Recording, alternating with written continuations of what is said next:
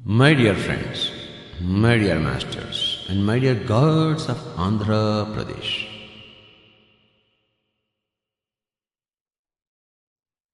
సంకల్ప శుద్ధి ద్వారా సంకల్ప శక్తి. ఎక్కడ ఒక సంకల్పానికి 2-3 వికల్పాలు జోడవుతాయో అంతకుముందు ఉన్న ఆ సంకల్పానికి శక్తి ఉండదు, నిర్వీర్యంతో అది ఉంటుంది. సంకల్పానికి శక్తి కావాలంటే సంకల్ప శుద్ధి ఉండవలే, అంటే వికల్పాలు ఉండరాదు. జీవితమును ఏకపంథాలో నడిపించవలే. మంగళంపల్లి బాలమురళీకృష్ణకు సంగీతం తప్ప వేరే అక్కర్లేదు. బిస్మిల్లా ఖాన్కు, పండిత్ జసరాజుకు, చెమ్మంగొడి శ్రీనివాస అయ్యర్కు సంగీతము తప్పితే వేరేది అక్కర్లేదు. సంగీతం సాధించుకున్నారు. సంగీతం ద్వారా సకల ప్రపంచాన్ని జయించారు. సకల ప్రపంచము వారి పాదాలకు మోకరిల్లి. చూశారా? ఉదాహరణకు గావస్కర్ తీసుకుందాం. ఆయన తన ధ్యాసధారతో ప్రపంచంలో మేటి క్రికెటర్ అయ్యాడు. ప్రపంచమంతా అతనికి దాసోహం. చూశారా? మిగతా కోరికలన్నీ ఒక కోరిక ద్వారా తీర్చేసుకున్నాడు. డబ్బు కావాలి, క్రికెట్ ద్వారా అతనికి డబ్బు వచ్చింది. పేరు కావాలి, క్రికెట్ ద్వారా అతనికి పేరు వచ్చింది. చూశారు? సంఘంలో గౌరవం కావాలి, క్రికెట్ ద్వారా సంఘంలో గౌరవం వచ్చింది. అంటే తాను క్రికెట్కి అంకితమైనప్పుడు తాను కోరుకున్న మిగతావన్నీ కూడాను అతని ఒళ్ళోకి వచ్చి పడ్డాయి. చూశారు? డబ్బు కావాలని, పేరు ప్రతిష్టలు కావాలని, సంఘంలో గౌరవం కావాలని ఎవరికి ఉండదు? అందరికీ ఉంటాయి. కానీ అతను గావస్కరు, సునీల్ గావస్కరు వాటన్నిటిని పక్కన పెట్టి క్రికెట్ మీద, బాలును బ్యాటుతో కొట్టడం మీద తన ధ్యాసను కేంద్రీకృతం చేశాడు. అతనికి కావాల్సింది అదే. ప్రతి బాల్ని నేను బ్యాట్తో ఎలా కొట్టాలి, వికెట్ మీకు పోకుండా అలా సంరక్షించుకోవాలి, దాని మీద కేంద్రీకృతం చేశాడు తన ధ్యాస ధారను. వికల్పరహితముగా, సంకల్ప సహితంగా. మరి ప్రపంచంలో మీటి క్రికెటర్ అయ్యాడు, బ్యాట్స్మెన్ అయ్యాడు, కెప్టెన్ అయ్యాడు. ఎన్ని సెంచరీలు చేశాడో, ఎన్ని వేల రన్స్ కొట్టాడో మరి చూశారు. బిస్మిల్లా ఖాను స్వరాల మీద, గవాస్కర్ ఏమో మరి ఆ యొక్క క్రికెట్ మీద పెట్టి ప్రపంచాన్ని జయించాడు.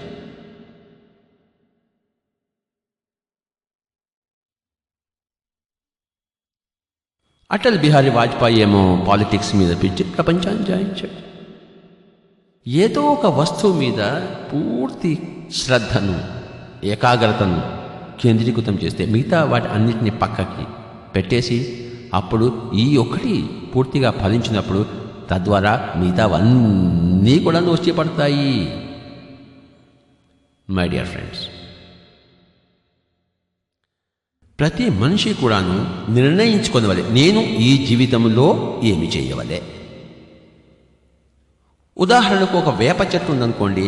వేప పూలనే పుష్పిస్తుంది, వేప పళ్ళనే ఫలిస్తుంది.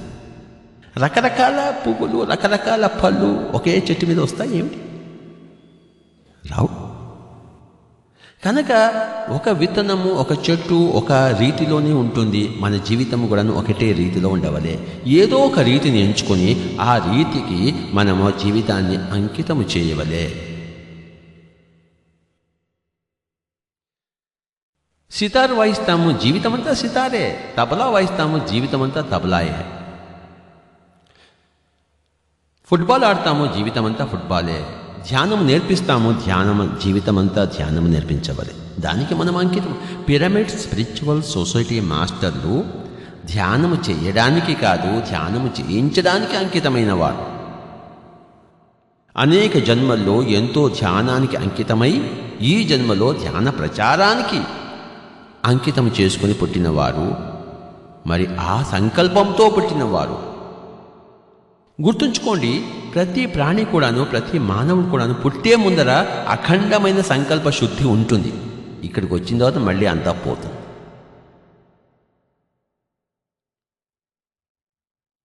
పుట్టకముందు అందరికీ సరియైన 100% సంకల్ప శుద్ధి ఉంటుంది.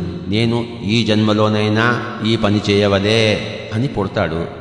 వచ్చిన తర్వాత పక్కవాడిని చూసి, వీడిని చూసి, ఆ ఇంటి వాడిని చూసి, ఈ ఇంటి వాడిని చూసి, అరే నాకన్నా వాడిదే బాగుందే, నాకన్నా వీడిదే బాగుందే, వాడికి ఏసీ కారు ఉందే, వాడికి ఓ యప్ప.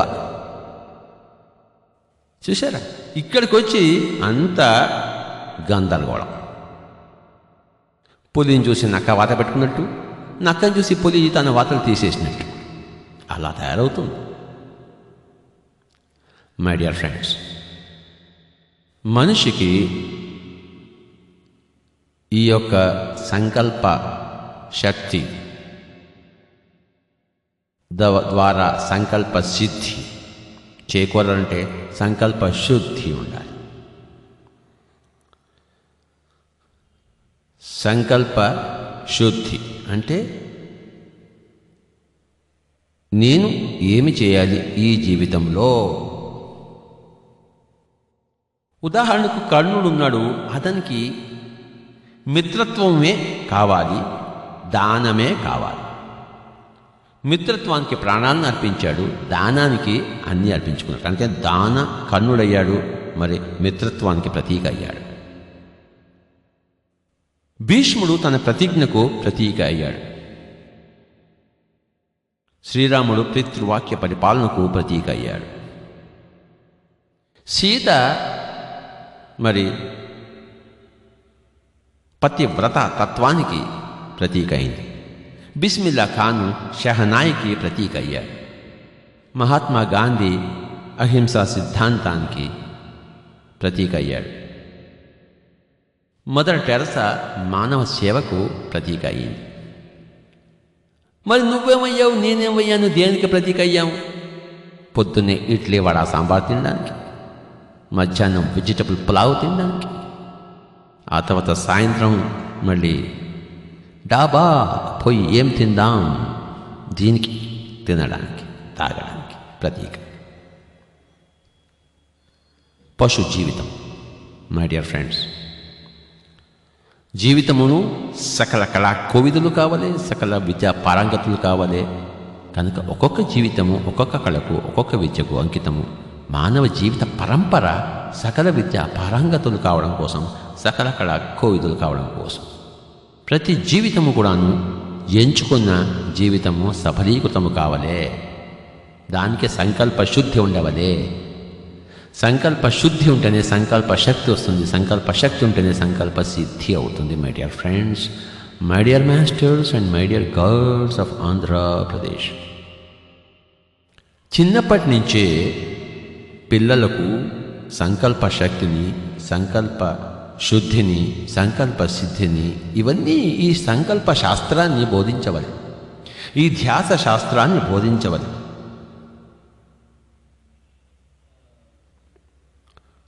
పిల్లలను ఇంటెంట్ బాల్స్గా, సంకల్పపు ప్రతిమూర్తులుగా తీర్చిదిద్దవాలి. మై డియర్ ఫ్రెండ్స్, ఇదంతా ఎలా సంభవం అంటే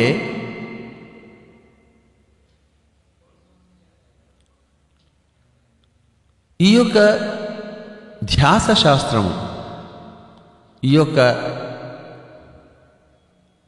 ఆలోచన తరంగాల శాస్త్రం, మన మనసులో ఎలాంటి ఆలోచన తరంగాలు ఎప్పుడూ ప్రతిష్ఠితమై ఉండాలి. మనసులో ఏవో ఒక తరంగాలు ఎప్పుడూ ఉంటాయి. ఆలోచన తరంగాలు, ఎలాంటి ఆలోచన తరంగాలు ఉండాలి? ఎప్పుడు సకారాత్మక, నకారాత్మకం ఎప్పుడూ ఉండరాదు. ఇవన్నీ సాధించాలంటే మరి ధ్యానము తప్పనిసరి. మనసును ఎంత శూన్యంగా ఉంచుకుంటే మనసు యొక్క శక్తి అంత ఉద్ధృతమవుతుంది. మనసును ఎంత పరిశూన్యముగా ఉంచుకుంటే సంకల్పముల యొక్క శక్తి అంత ప్రచండముగా ఉంటుంది. కనుక మౌనము, మెట్టెక్కి ధ్యానము, ఇంకా మెట్టెక్కి ఈ యొక్క సంకల్ప శాస్త్రము, ఇవి మూడు కూడాను పరంపరగా సంకల్పాలకు శక్తిని సమకూర్చేవి. ఇతోధికముగా మౌనం ఉండవలె. అవసరమైతేనే మాట్లాడవాలి, అవసరం లేని మాట్లాడదు బొత్తిగా ఉండరాదు. తర్వాత అనవసరమైన ఆలోచనలు ఉండరాదు. అవసరమైన ఆలోచనలు ఉండాలి, లేనప్పుడు ఆలోచన రహిత స్థితిలో విరాజిల్లాలి. ధ్యానం మొట్టమొదటిది మౌనము, రెండవది ధ్యానము, మూడవది ఈ సంకల్ప శాస్త్రము, ఈ యొక్క థాట్ సైన్స్. ఈ యొక్క సంకల్ప శాస్త్రంను విశేషముగా పరిచయము చేసుకోవలే, అధ్యయనము చేయవలే. కనుక ఈ యొక్క సంకల్ప శాస్త్ర జ్ఞానము, మరి ధ్యానము, మరి మౌనము, ఈ మూడు కూడాను సంకల్పాలకు శక్తిని సమకూర్చేవి. మరొకసారి చెప్పుకుందాం మై డియర్ ఫ్రెండ్స్. మౌనము అంటే నోటి దూల లేకపోవడం. There should be no verbal diarrhoea, that is మౌనం. 10 సెంటెన్స్లో చెప్పవలసింది ఒక వర్డ్లో చెప్పవాలి, ఒక్క పదంలో చెప్పవాలి. తర్వాత మెంటల్ డయారియా ఉండకూడదు, అంటే థాట్ డయారియా ఉండకూడదు. పొదుగులా దాని గురించి ఆలోచించి, దీని గురించి ఆలోచించి, నేను ఇలా చేస్తే వాడెలా అంటాడు, వాడు అలా చేస్తే నేను ఎలా చేయాలి, ఇదంతా కూడాను మెంటల్ డయారియా, అది ఉండకూడదు. తర్వాత ఈ యొక్క ధ్యాన శాస్త్రము, మౌన శాస్త్రం ఎలా ఉన్నాయో సంకల్ప శాస్త్రం, ధ్యాస శాస్త్రం, దీనిని అధ్యయనం చేయవలే. దానికి ఎన్నో పుస్తకాలు ఉన్నాయి. ఉదాహరణకు రామ్ థా అన్న పుస్తకము దయచేసి చదవండి. ఇదంతా కూడాను ఈ యొక్క ధ్యాస శాస్త్రము యొక్క ప్రచండమైన రూపము రామ్ థా అన్న పుస్తకం. తెలుగులో అనువదింపబడింది పిరమిడ్ స్పిరిచువల్ సొసైటీస్ యొక్క మాస్టర్ల ద్వారా. రామ్ థా అన్న పుస్తకాన్ని ధ్యాస శాస్త్ర విజ్ఞానముగా, విజ్ఞాన భాండాగారముగా, my dear friends,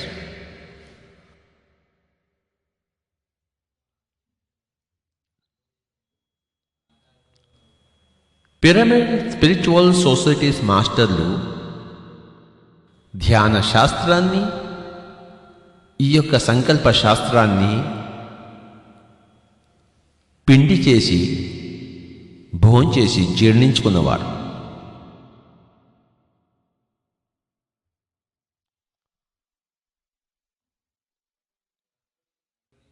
సంకల్పములను పరిశుద్ధము చేసుకున్నవారు pyramid master.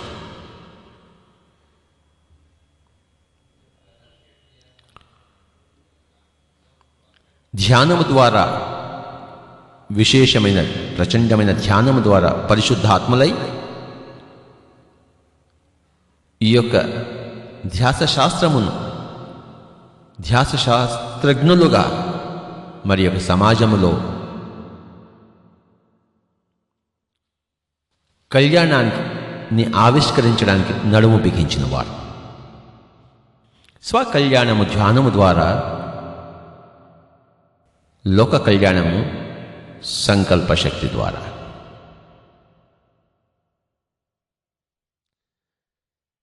నా స్వంత కళ్యాణానికి మరి నా ధ్యానము, మరి లోక కళ్యాణానికి నా యొక్క అఖండమైన సంకల్పం.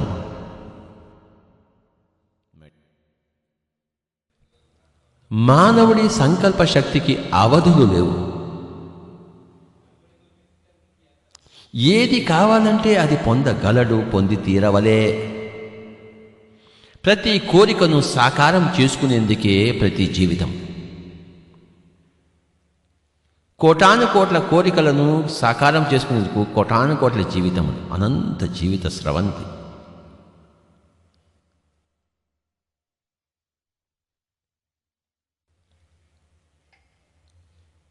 సాధన, ధ్యాన సాధన,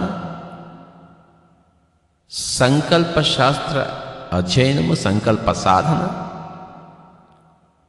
ఇవన్నీ కూడాను వెరసి మానవుడి కళ్యాణానికి, లోక కళ్యాణానికి, ఏదైతే మానవ కళ్యాణానికి మార్గమో అదే లోక కళ్యాణం. లోకము మానవులతో కూడుకున్న సమూహం.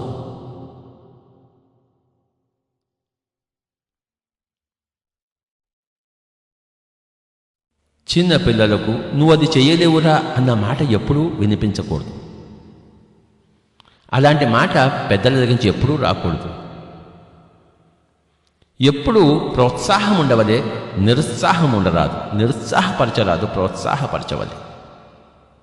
Motivation, not demotivation. ప్రోత్సాహము ఎప్పుడు అలా పంచుతూ ఉండవలే. నిరుత్సాహము ఎప్పుడు ఆ యొక్క ఊసే ఉండరాదు, ఆ యొక్క పలుకు ఉండరాదు, ఆ యొక్క ఆలోచన ఉండరాదు. ఏమైనా చేయగలవు అన్న మాటే సరి అయిన మాట. ఏమైనా చేయగలను అన్న ఆలోచనే సరి అయిన ఆలోచన. నీ ఆలోచన నిన్ను పటిష్టం చేస్తుంది, నీ మాట నిన్ను మరి లోకాన్ని పటిష్టం చేస్తుంది. నీ ఆలోచన పక్కవాడికి చేరదు, నీ మాట ప్రపంచానికి చేరుతుంది పలికిన వెంటనే. మై డియర్ ఫ్రెండ్స్, ధ్యాస అంటే మన మనస్సులో ఆ యొక్క ఆలోచనలను శుద్ధముగా ఉంచుకునవలే, పటిష్టము చేయవలే. ధ్యాన శక్తి ద్వారా సంకల్ప శక్తి. ఎంత ధ్యానంలో మనం ఉంటామో అంత సంకల్పానికి శక్తి సమకూరుతుంది. ఎంత మౌనముగా ఉంటామో అంత సంకల్పానికి శక్తి సమకూరుతుంది. ఎంతగా ఈ యొక్క ధ్యాస శాస్త్రాన్ని అవగతము చేసుకుని ఉన్నామో అంతగా మన సంకల్పములకు శక్తి సమకూరుతుంది. ఈ మూడు విధానములు, మౌనము, ధ్యానము, జ్ఞానము ద్వారా సంకల్పం యొక్క శక్తి. ఎక్కడ మౌనము లేదో, ఎక్కడ ధ్యానము లేదో, ఎక్కడ జ్ఞానము లేదో, సంకల్పములు ఒక సంకల్పానికి దొంతరగా వికల్పాలు ఉంటాయి. మానవ జీవితము అస్తవ్యస్తముగా తయారయ్యింది. మానవుడి ధ్యాస జీవితంలోంచి సంకల్పముల దొంతరే ఉండాలి, కానీ వికల్పం అనేది ఆ యొక్క కలుపు మొక్క ఉండరాదు. వికల్పం అనేది మానవ జీవితంలో ఉన్న కలుపు మొక్కలు. ఆ కలుపు మొక్క తీసివేయబడవలే. పంట పరిశుద్ధముగా ఉండవలే. మై డియర్ ఫ్రెండ్స్,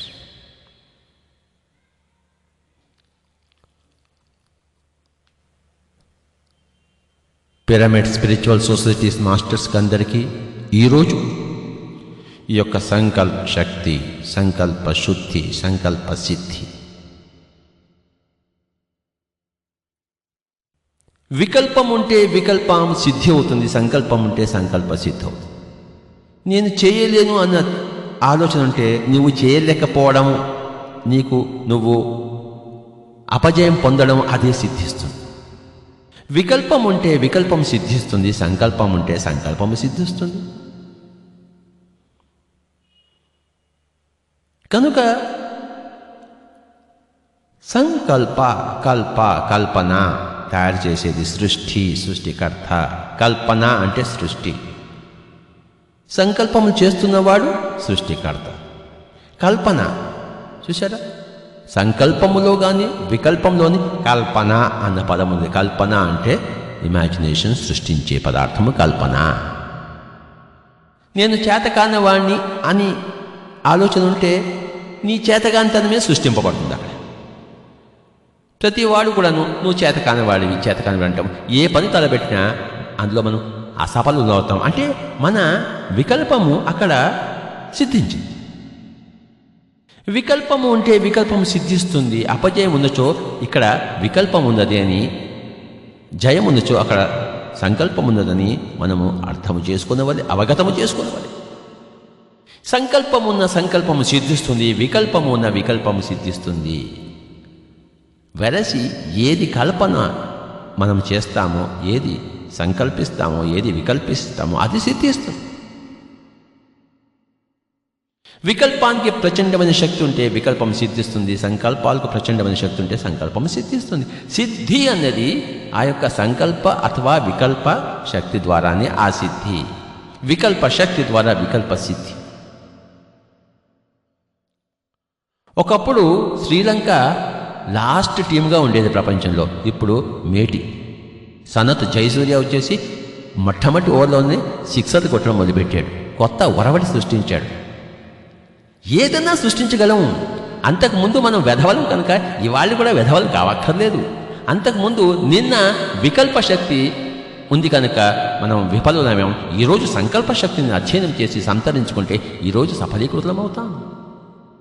నిన్నటి బట్టి ఇవాళటి కాదు, ఇవాళటి సంకల్ప శక్తి బట్టి ఇవాళ విజయము. నిన్నటి సంకల్ప శక్తి వికల్ప శక్తి ప్రకారము ఆ విధమైన అనుభవాలు వచ్చాయి. నిన్నటి బట్టి ఇవాళ ఉండదు. నేటి సంకల్ప శక్తి అథవా నేటి వికల్ప శక్తి బట్టే నేటి సిద్ధి. నిన్నటికి ఇవాళకి సంబంధం లేదు. మొన్న ఇండియా ఓడిపోయింది, ఇవాళ కూడా ఆస్ట్రేలియాకి వెళ్ళి ఇండియా ఓడిపోతుంది. ఏమిటి? సంకల్పం పటిష్టం చేసుకుంటే ఈ గంగూలీ టీం అంతా రోజు ధ్యానం చేస్తే ఇండియా నెంబర్ 1 అవుతుంది గ్యారంటీగా. ధ్యానం చేసి చావరు. మన దగ్గరకు వస్తే కదా ధ్యానం నేర్పించడానికి. మై డియర్ ఫ్రెండ్స్, సిద్ధి శుద్ధి.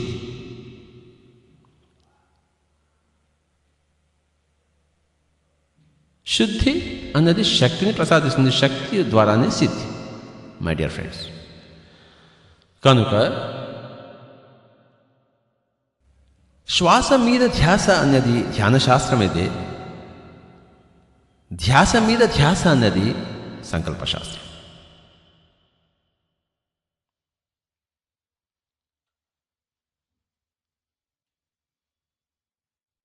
అహింస మీద ధ్యాస ఉంచాడు మహాత్మా గాంధీ. తోటి ప్రాణికి సేవ అన్న దాని మీద ధ్యాస ఉంచింది మదర్ టెరెసా.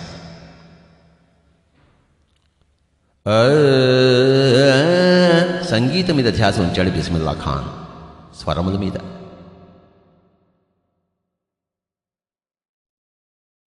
ఆత్మజ్ఞానులు ధ్యాస శాస్త్రజ్ఞులు ధ్యాస మీద ధ్యాస ఉంచుతారు.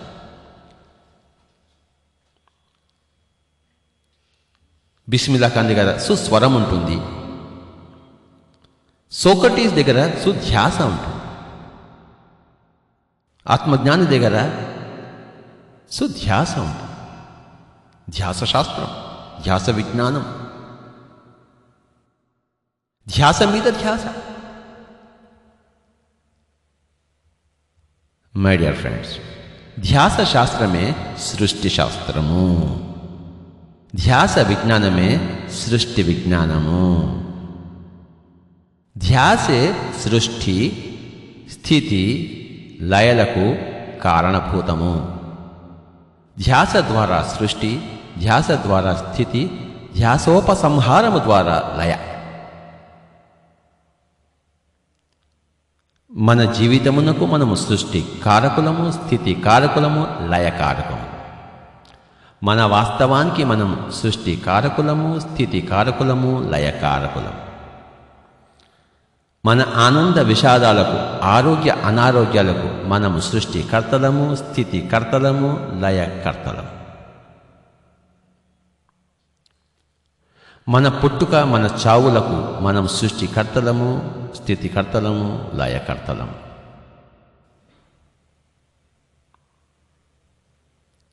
ఈరోజు విస్తారముగా my dear friends, my dear masters and my dear God's of Andhra Pradesh, ధ్యాస శాస్త్రము ఇంటెంట్ శాస్త్రం, థాట్ పవర్.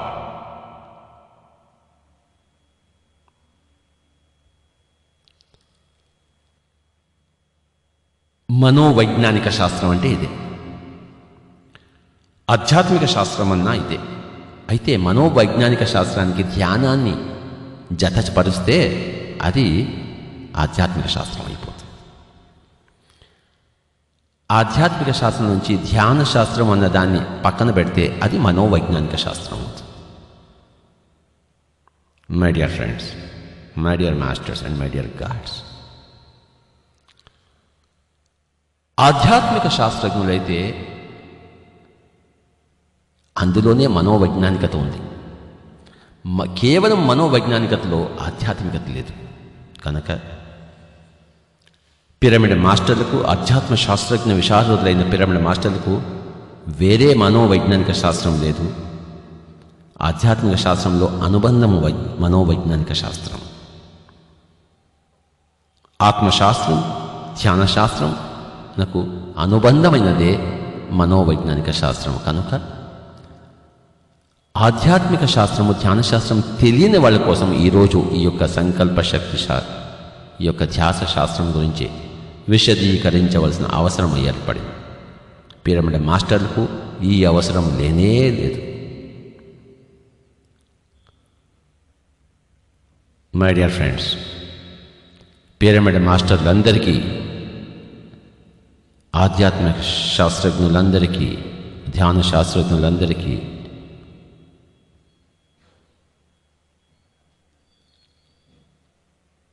ఈ యొక్క పిరమిడ్ మాస్టర్ తరఫున ప్రణామములు.